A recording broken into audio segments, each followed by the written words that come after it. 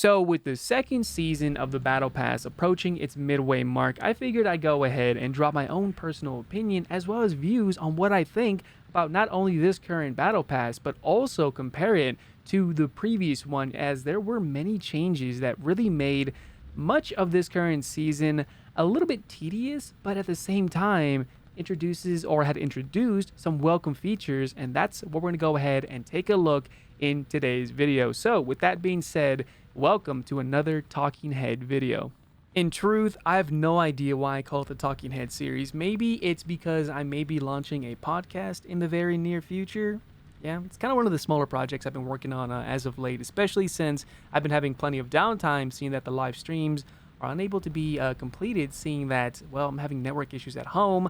YouTube has not been affected, but the live streams, well, have been for the time being. Maybe the next day or two it'll be fixed, but we'll definitely see. So, with that being said, let's go ahead and dive right into the second season of the Battle Pass. Now, a lot of these opinions are formulated from my own personal experience, as well as those, opinions from others in my local communities, both with other creators, as well as, well, again, those in the actual Discord, Twitter, YouTube, Twitch community, etc. So, moving forward with that. Now, the second Battle Pass season did introduce quite a few new things. You know, a couple of new vehicles, some new decals, a couple of higher end boosts, as well as some new challenges that, in my honest opinion, was something that kind of confused me a little bit and is something I really didn't enjoy too much of. Now, much of it is pretty much the same. Get a couple of kills, win 50 missions, do a certain amount of tasks, and so on and so forth. But one of the biggest things in this current Battle Pass season that is something I really don't agree with is forcing the average player to play Naval.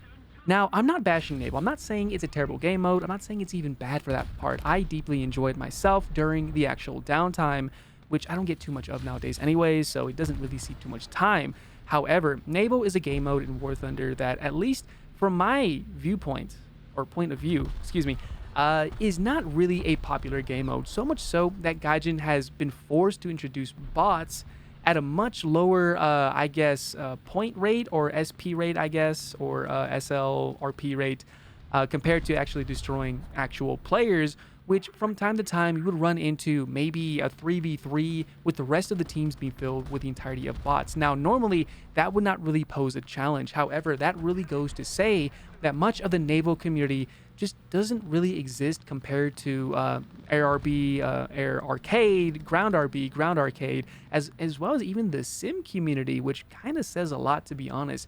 So introducing a task requirement that requires you to play Naval when many people don't really enjoy it too much is something I really don't agree with. I understand why Gaijin may have introduced it as a way to get people to play it, to purchase their premium packs for their Naval assets and so on and so forth. However, forcing the average player to play something that they really don't enjoy too much is something that I really am very much against. It's more or less saying, if you want to be good at the game, you have to buy a premium. I hope that kind of makes sense. So that's one of the biggest gripes I have about it. Outside of that, the current vehicles that are being introduced in the game itself, such as the Centurion 5 Mark 1 or Mark 5-1/1, whatever, the Australian Centurion basically, was a very welcome addition. It's a vehicle that is not overpowered by any means, nor is it a very underpowered vehicle. It does have some really good quirks compared to its researchable counterparts, the Mark 3, I think it is, or the Mark 1. Yeah, the Mark 1 and the Mark 3. Whereas the previous event brought about a heavy tank, the T-10A, which in my honest opinion was by no means an overpowered vehicle as well. Now, this kind of stems from the norm just a little bit, seeing that Gaijin really likes to introduce some blatantly overpowered vehicles in the game. And again, that's my opinion, such as the Merkava Mark 3D, which at 10.0 is a very absurdly powerful vehicle. The AMBT M60 being another absurdly powerful vehicle at a low battle rating compared to its top tier counterparts, which at one point, the AMBTs with its KEW was the most powerful round the Americans had up until the Merkava Mark 3D, and then, of course, the M829A1 APFSDS for the M1A2, kind of leveling the playing field for the average player who decided not to tune into those tasks to get those certain vehicles at their respective events. So having the battle pass be introduced into War Thunder, especially during its given time around the whole pandemic happening, was very much, in my opinion, a very smart idea. It does offer quite a bit of accessories, decals, boosts, and actually the boosts are the biggest ones that I really enjoy very much about this. Not for myself, but more for the free-to-play player who decides that they don't want to really spend much on the game itself, either because they can't afford to, or they choose not to for whatever reason. So having something that passively, I guess, kind of happens, and being able to get those boosts to help you grind along is something that is very much welcomed, especially during the whole pandemic situation, which I'm mentioning again, because that was one of the biggest things that made, I guess, that introduction very much welcomed to everyone, including older individuals, veterans, I like to call us, such as myself, other creators, and those who've been playing the game since pretty much War Thunder became a thing, or Ground Forces back in 2013, 2014, I think it was. Yeah, I wasn't around that time, guys. I was around here during around June of 2015, which I just found out. So I kind of missed the beginning of it, unfortunately.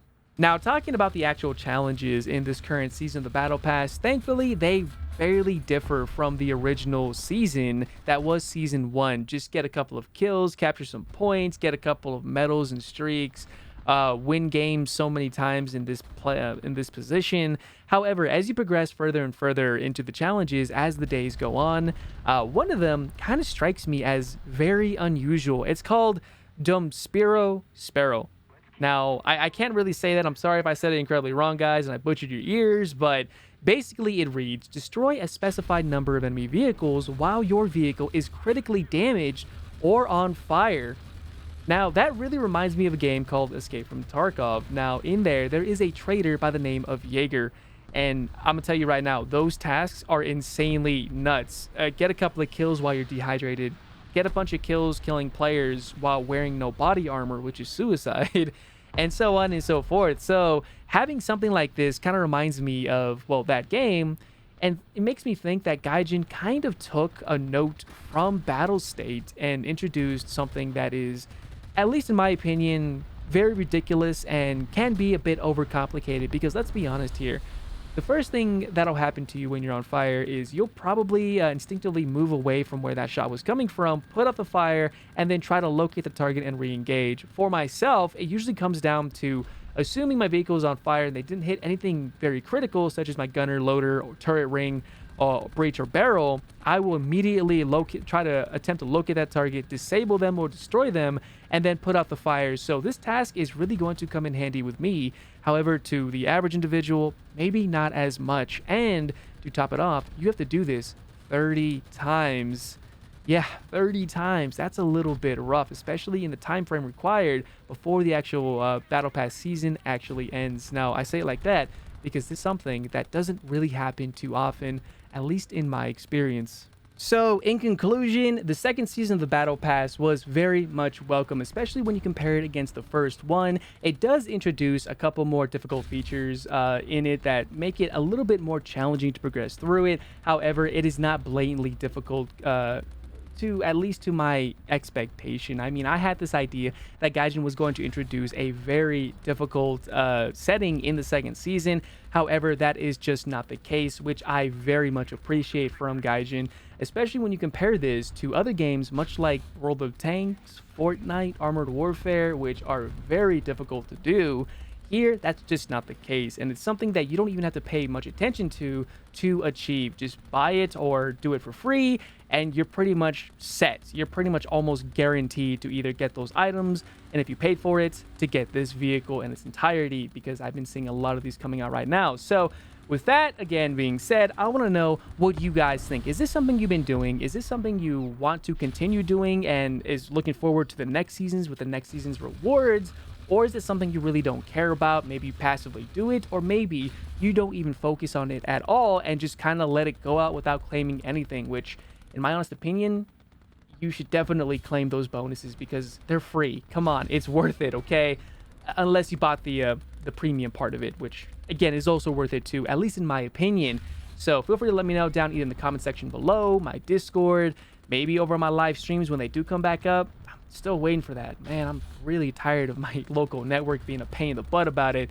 And yeah, I know I've been saying something really nice about Gaijin, right? But let's be honest here. I give them credit where it's due, and at the same time, if they screw up, I give them shit for it. So never say I'm biased for the most part. So with all of that as well being said, feel free to let me know. And if you guys did enjoy these, this talking head video, feel free to let me know as well. Maybe I'll do more of these, and I'll try to kind of space them out between regular reviews and gameplay videos so that I don't kind of burn you guys out with my voice, as I know that can definitely happen, especially with other creators doing exactly that every single time.